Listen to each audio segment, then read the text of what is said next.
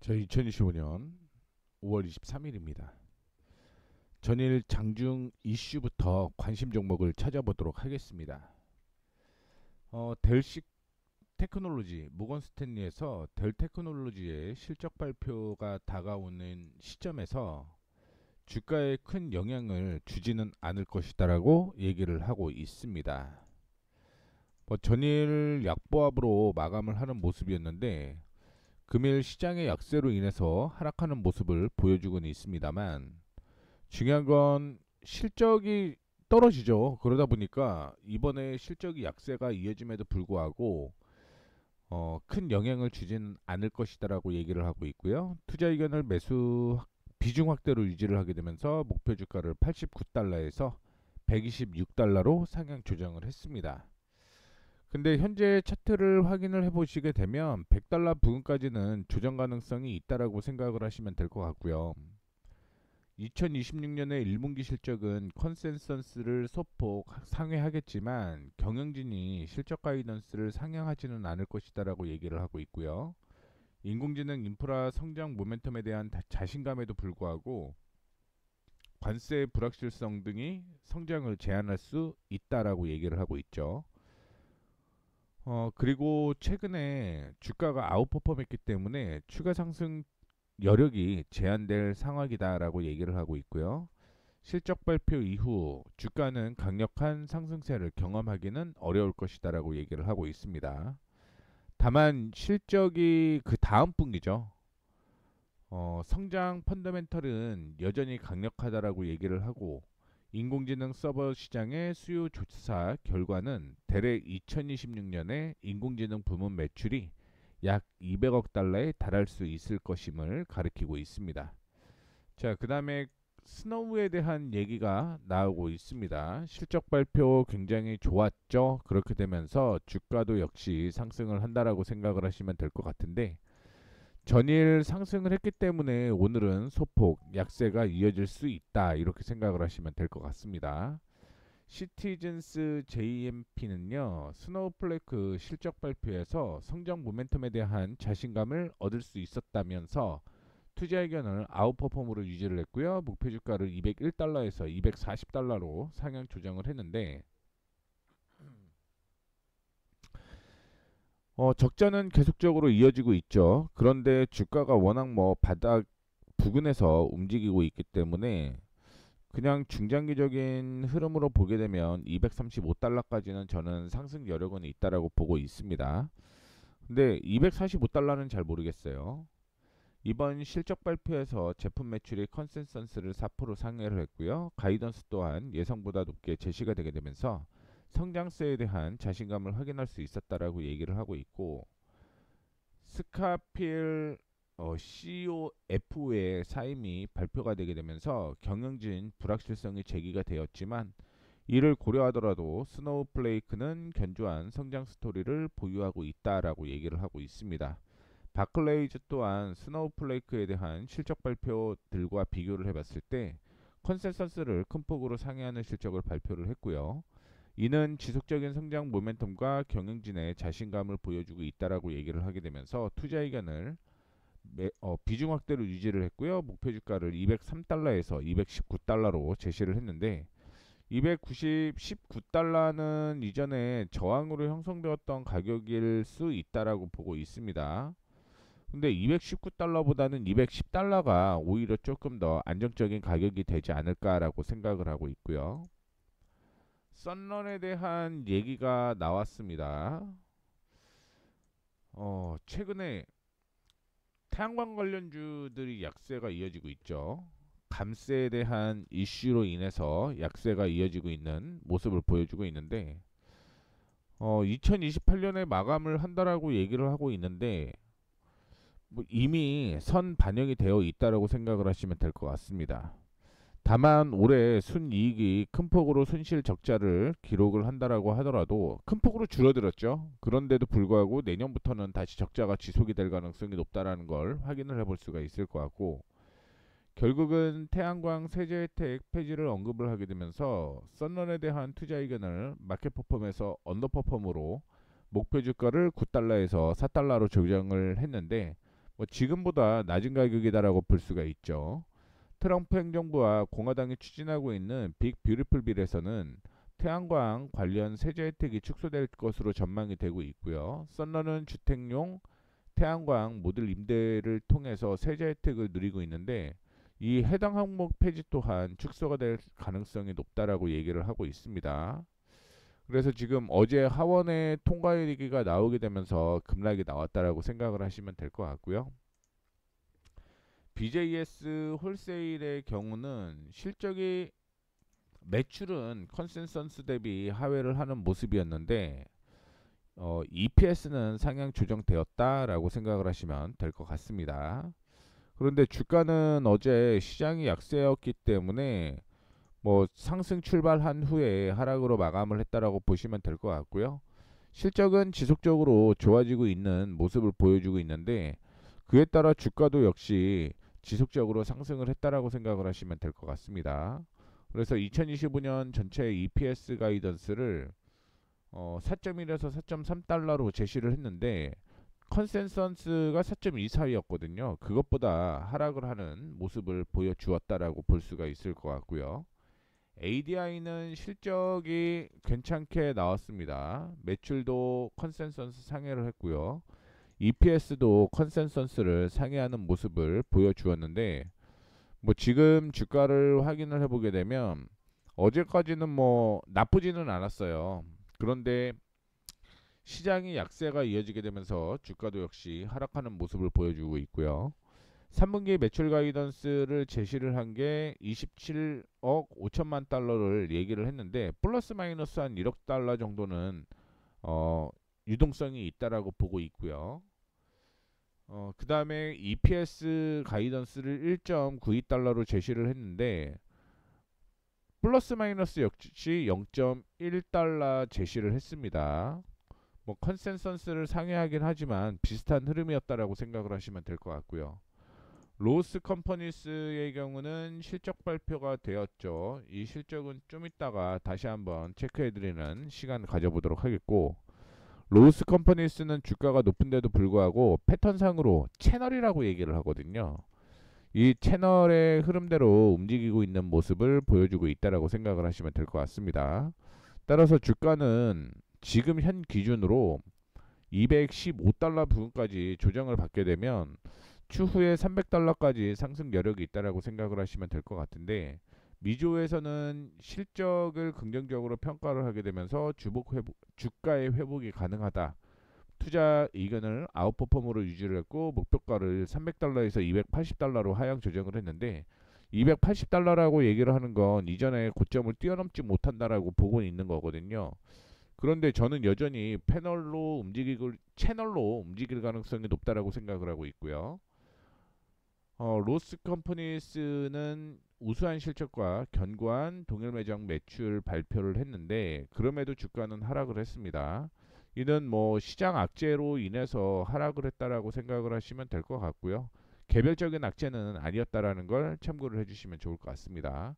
그리고 번스타인 역시 로스 컴퍼니가 우려했던 것보다는 실적이 괜찮았다라고 얘기를 하고 있는데 투자 의견을 아웃퍼폼으로 유지를 했고요. 목표 주가를 258달러에서 266달러로 상향 조정을 했는데 뭐 개인적으로 보게 되면 266달러 부근은 2024년 1분기 실적이 기대가 되게 되면서 주가가 상승을 했던 가격이라고 생각을 하시면 될 것 같습니다. 그 다음에 랄프로렌 4분기 매출액이 긍정적으로 나오는 모습이었습니다. 그만큼 뭐 주가가 이미 많이 상승을 했다라고 생각을 하시면 될 것 같고요.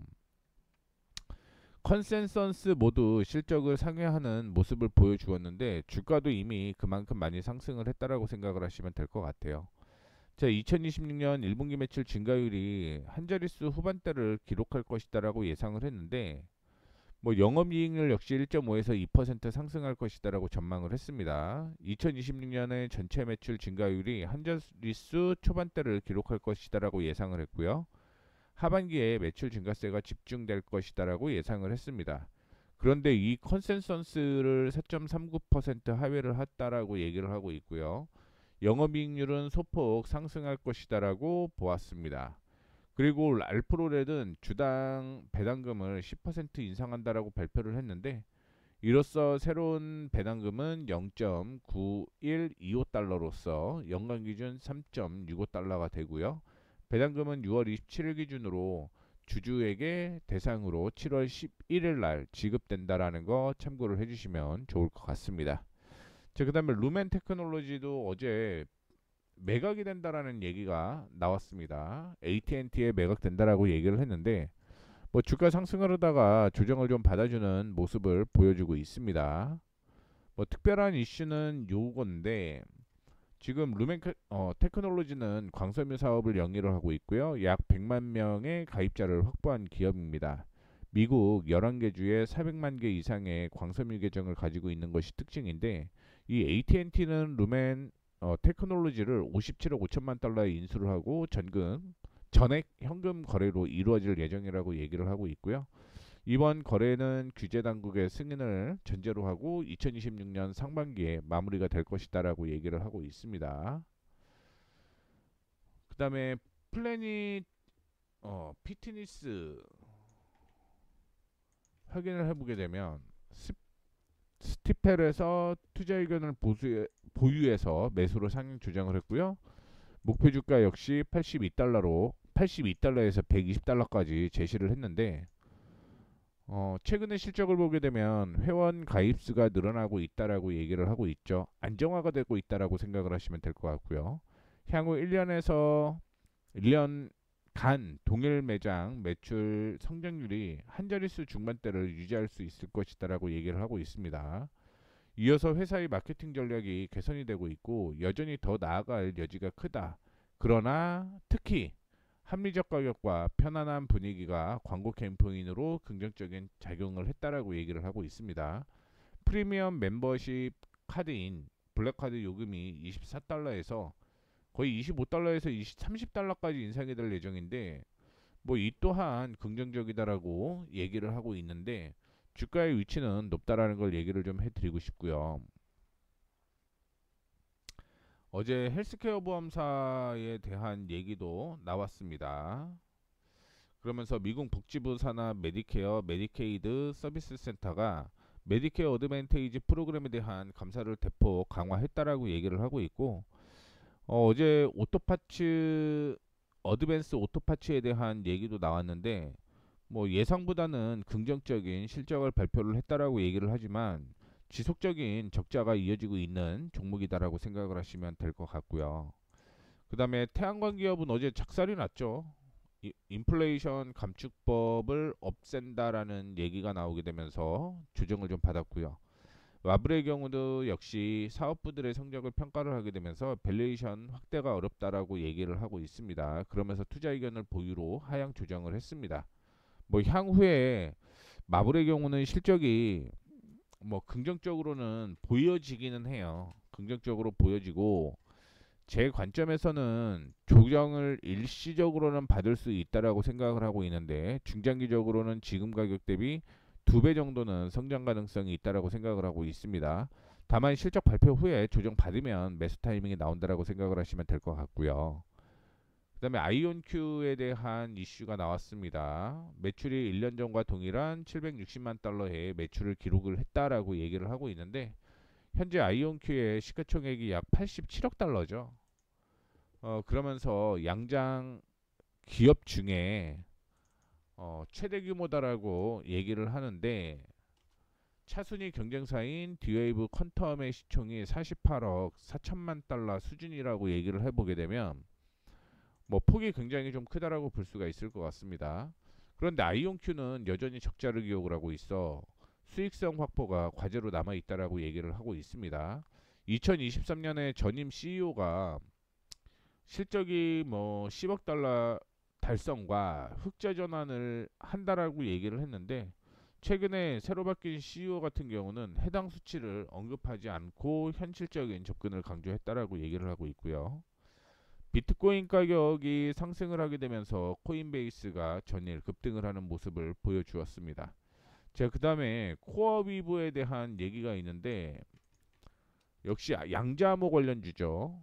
어제 갭 상승을 한 후에 조정을 좀 받아주고 있는 모습이었는데, 이렇게 상승을 했던 거는 쇼키즈 현상이 일어났기 때문이다라고 얘기를 하고 있습니다. 그리고 DA 데이비스는 구글과 오픈AI가 최대 고객이고 엔비디아가 주주라는 점에서 긍정적인 시그널이라고 볼 수는 있을 것 같은데, 그만큼 과도한 차입 비용이 있다라고 얘기를 하고 있고요. 자산 수익률은 약 5% 수준인데 자산 조달을 위해서 지급하는 이주율이 10%가 넘는다라고 얘기를 하는 건 돈이 빠르게 나갈 수 있다라는 걸 의미를 하는 거겠죠. 그리고 단기적으로는 성장 기업이 투자를 받아들일 수는 있는 건 맞죠. 성장을 하려면. 그리고 연매출 50억 달러 이상을 예상하고 있는 30개가 넘는 데이터 센터를 운영 중인 점을 감안을 해보게 되면 이제는 스타트업이라고 보기는 어렵죠. 그런데 계속 돈을 뭐 끌어 쓰는 거에 대해서 리스크가 있다라고 얘기를 하는 거고요. 최근에 1분기 조정 순손실이 1억 5천만 달러에 달했고 전년 동기 대비 손실이 확대된 수치라고 얘기를 하고 있습니다. 그리고 주요 고객사들이 동시에 경쟁자라는 것도 우려로 꼽고 있다라고 얘기를 하고 있고요. 어제 상장이 처음으로 된 힌지헬스 39.25달러에서 마감을 하는 모습이었는데, 지금 자금 조달에 2억 7,300만 달러 모금에 성공을 했고요. 전체 공모 물량 1,370만 주 중에 852주를 실제 매각했다라고 얘기를 하고 있습니다. 그럼 나머지 들고 있다라는 얘기인 거겠죠. 뭐 오늘 차트에 나오지는 않는다라는 거 참고해 주시면 좋을 것 같고요. 팔란티어는 미 육군과 기존에 체결했던 계약을 확대 수정 계약을 체결을 했습니다. 이렇게 되면서 방위산업 내 핵심 기술 공급자로 입지를 다시 한번 넓히고 있다라고 보시면 될 것 같은데, 지금 처음 발표됐던 게 4억 8천만 달러거든요. 근데 거의 2배 정도 늘어났다라고 생각을 하시면 될 것 같고요. 이 메이븐 프로젝트를 통해서 인공지능 기반 분석 시스템을 군사작전에 접목하고 있고, 이번 계약은 회사의 방위산업 내 입지를 더욱 강화하는 계기가 될 것이다라는 얘기가 있습니다. 자, 그 다음에 담배 회사들 같은 경우는 주가가 크게 밀리지는 않았다라고 볼 수 있을 것 같은데, 비연소 담배 제출의 매출이 확대가 이어지고 있습니다. 그러면서 투자 의견을 매수로 신규 제시를 했고요. 목표 주가를 195달러로 제시를 했는데, 이렇게 매출과 이익의 40%가 지금 비연소 제품에서 창출되고 있다라고 얘기를 하는 건 긍정적이다라고 얘기를 하고 있고요. 스모크 프리 전환은 점유율 확대와 함께 수익성 개선을 동시에 누릴 수 있는 전략이다라고 얘기를 하고 있습니다. 자, 그다음에 어제 샤오펑에 대한 얘기가 나왔는데, 제가 알기로 중국 관련된 전기차도 어제 약세가 좀 이어졌습니다. 뭐 일단은 실적은 긍정적으로 나오기는 했습니다. 그러므로 인해서 기존 보유에서 매수로 신규 조정을 했고요. 목표 주가도 역시 24달러로 제시를 했는데 24달러까지 올 수 있을까요? 일단은 오늘도 역시 악재가 이어지고 있습니다. 그 다음에 2분기 차량 인도량을 10만 5천 대로 제시를 했고, 이는 예상치 상입니다. 그 다음에 매출도 상향 조정이 됐다라고 얘기를 하면서 뭐 신모델의 출시에 따라서 매출과 마진에 긍정적인 영향을 미칠 것이다라고 얘기를 하고 있고요. 자, 그 다음에 피트니보우스 역시 주가가 상당히 높네요. CEO가 지금 변경되었다라고 얘기를 하시면 될 것 같고요. 그 다음에 1억 5천만 규모의 자사주 매입을 언급을 했습니다. 시게이트가 어제 주가가 긍정적이었다라고 생각을 하고 있는데 자사주 매입을 할 것이다라고 얘기를 하고 있어요. 이 때문에 주가가 상승을 했다라고 보시면 될 것 같고요. 스타게이트에 엔비디아가 참여를 하겠다라고 얘기를 하게 되면서 주가가 상승을 하는 모습을 보여주었습니다. 이 외에는 특별한 얘기는 없다라고 생각을 하시면 될 것 같고요. 그다음에 사우스웨스트 에어라이언스는 시킹알파가 사우스웨스트 에어라인스의 수요 우려 속에서 매출이 기대에 미치지 못할 것이다라고 경고를 했습니다. 그러면서 대변인이 최근에 수요 증가를 평가를 했을 때 기대됐던 것만큼 강력하지 못할 것이다라고 얘기를 하고 있고요. 2025년 2분기 단위 매출이 연초 제시했던 것보다 하락한다라고 얘기를 했습니다. 그 다음에 전체 에비타 역시 가이던스가 18억 달러인데 2026년 가이던스를 40달러 이상으로 제시를 했는데 뭐 이것도 거의 비슷한 흐름이었다라고 보시면 될 것 같고요. 그 다음에 힘스 애널스까지 좀 어제 내용이 장중에 나왔었습니다. 시티 애널리스트가 시그나의 다이어트 약 판매 정책이 힘스 앤 헬스의 악재가 될 수 있다라고 전망을 했는데 이게 돈을 돌려주는 비중이 다르다라는 거죠. 그 다음에 보충을 해주는 가격이 다르다라고 볼 수가 있을 것 같은데 일랄릴리와 비교를 해봤을 때 노보노디스크가 더 저렴하다라고 얘기를 하고 있거든요. 그러면 마진이 많이 안 남는다라는 얘기고요. 노브케어 파트너십이 최소 599달러의 위고비와 기타 상품들을 포함하고 있는데 가격 차이가 주목을 받게 되면서 릴라이릴리 쪽으로 돈을 더 보낼 가능성이 있다라는 거죠. 근데 힘스애너스는 노보노디스크 제품을 사용을 하고 있기 때문에 악재가 작용할 가능성이 높다라고 얘기를 하고 있는 겁니다. 자, 그다음에 어제 실적 발표를 인투이티가 얘기를 했는데 뭐 매출과 영업이익 모두 상승을 하게 되면서 시간의 거래에서 급등을 하고 있는 모습을 보여주고 있고요. 그다음에 오토데스크 역시 긍정적인 실적을 발표를 했습니다. 2분기 가이던스 역시 긍정적이다라고 볼 수가 있을 것 같은데 뭐 주가가 좀 무겁죠. 그러다 보니까 2% 상승으로 마감이 되었다라고 생각을 하시면 될 것 같고요. 데코 아웃도어스 같은 경우는 실적은 괜찮았습니다. 실적은 괜찮았는데 예상치가 떨어졌어요. 그렇게 되면서 지금 현재 19% 약세가 이어지고 있는 모습이고 로스 스토어스의 경우는 실적은 예상치를 뛰어넘었는데 향후 실적이 좀 좋지는 않았습니다. 그렇게 되면서 13% 지금 약세가 이어지고 있다라고 보시면 될 것 같아요. 여기에서는 CEO가 자사의 제품의 직접 수익 비중은 낮은데 판매 상품의 절반 이상이 중국 제품이다라고 밝히고 연간 가이던스들을 철회를 했습니다. 그리고 자사주 매입은 지속하겠다라고 얘기를 하고 있습니다만 뭐 하락하고 있는 모습을 보여주고 있고요. 워크데이 같은 경우는 뭐 매출액과 EPS가 모두 상회를 했습니다. 근데 향후 전망치가 좋지 않았던 거죠. 그러다 보니까 주가가 지금 8%대 약세가 이어지고 있는 모습이고 최근에 주가가 상단이었던 280달러 가까이 왔고 조정을 받는다라고 한다면 뭐 그냥 러프하게 200달러까지 그냥 조정받을 가능성이 있다라고 생각을 하시면 될 것 같습니다. 다른 종목들은 주가가 굉장히 높은데 워크데이 같은 경우는 그렇지 않기 때문에 실적을 체크를 해보도록 하겠습니다. 이번에 실적이 좋지는 않았네요. 그런데 향후 실적이 더 좋아질 거라고 보고는 있습니다만 2026년 기준으로 보게 되면 뛰어넘지는 못하겠죠. 그러면 주가 약세 200달러 부근에서 매수를 해서 한 10% 정도 수익 가능성은 있다라고 생각을 하시면 될 것 같은데 단기간에 이렇게 좋아지는 종목들은 체크를 좀 해놓도록 하겠습니다. 그리고 마지막으로 코파츠 실적은 긍정적으로 나왔어요.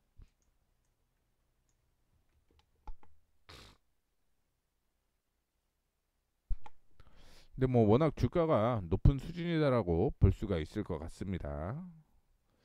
이렇게 해서 어제 그다음에 오늘 시간에 거래까지 체크를 다 해봤습니다.